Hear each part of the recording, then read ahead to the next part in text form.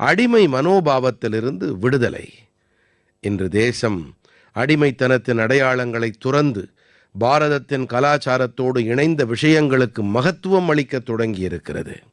இந்த நோக்கில் நமது குடியரசுத் தலைவர் மாளிகையும் கூட ஒரு மகத்துவமான முன்னெடுப்பைச் செய்திருக்கிறது. நாளை, அதாவது 23 பிப்ரவரி அன்று குடியரசுத் தலைவர் மாளிகையிலே ராஜாஜி உற்சவம் கொண்டாடப்படும் சந்தர்ப்பத்திலே குடியரசுத் தலைவர் மாளிகையின் மையப் பகுதியில் ராஜகோபாலாச்சாரி அவர்களுடைய உருவச்சிலை திறந்து வைக்கப்படும். இவர்தான் சுதந்திர இந்தியாவின் முதல் கவர்னர் ஜெனரலாக இருந்தார். அதிகாரத்தை பதவியாக அல்லாமல் சேவையாக பார்த்த மனிதர்களில் ஒருவர் இவர்.